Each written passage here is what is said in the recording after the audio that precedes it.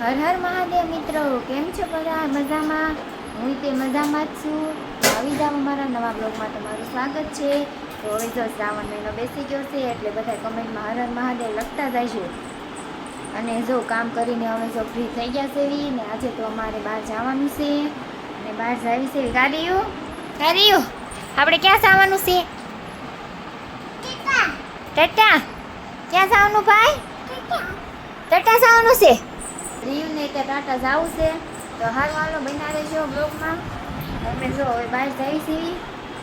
બહાર તો એટલે બહારમાં તો મારા ભાઈના ઘરે જવાનું છે, બીજે ક્યાં નથી જવાનું. તો હારું હાલો બના રહેજો બ્લોગમાં. તો આપણે ત્યાં જીએવી મારતું ઘરે તો સારું જુઓ અમારે જવાનું છે કાપોદ્રા અને અમારે સિટી બસમાં જવાનું છે. તો આવી ગયા છે જો. હજી અત્યારમાં તો કોઈ આવ્યું નથી, હજી બસ આવી નથી એટલે વાટ જોઈને બેઠા છે. મારા મમ્મી જો દશામાન વરસ છે ને નવી સાડી પહેરીને તૈયાર થઈ ગયા ને રિયાંશભાઈ જો રમવા મળ્યા છે અહીંયા આવી. હા રીયુ બસ આવી નથી, બસ આવે એટલે લઈ જાય. અમે જો અત્યારે પહોંચી ગયા છે મારા ફૂઈના ઘરે અને જો મારા ફૂઈએ એને દશામાં બેહાર્યા છે.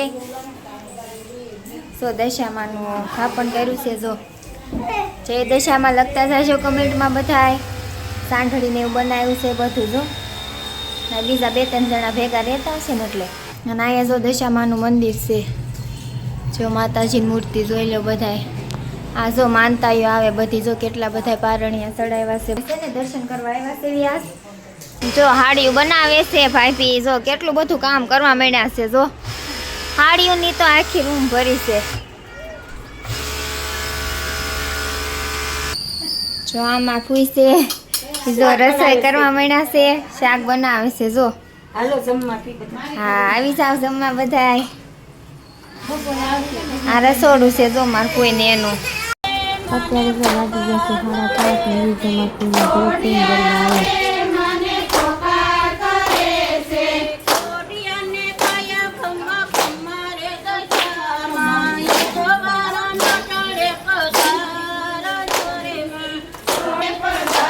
હાલો બધા ગરબા રમવા આવી આવો.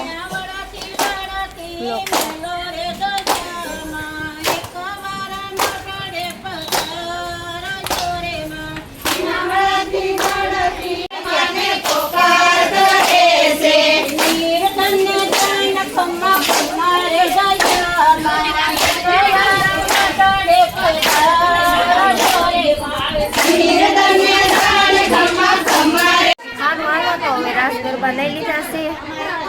માતાજી નાચતી ઉતારે બધાય પણ બતાવશે તો બતાવું બધા. જો કેટલું બધું માણસ છે બધા.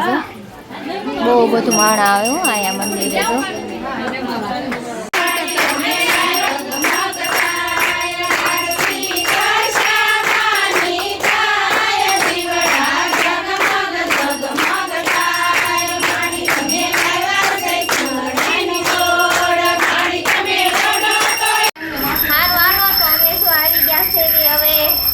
મારા ઘરેથી આવી આવ્યા છે મારા મમ્મી ઘરે, કારણ કે અહીંયા મારા મમ્મીએ દશામાન વ્રત લીધું છે ને એટલે અહીંયા અમારા આરતી ઉતારવાની છે.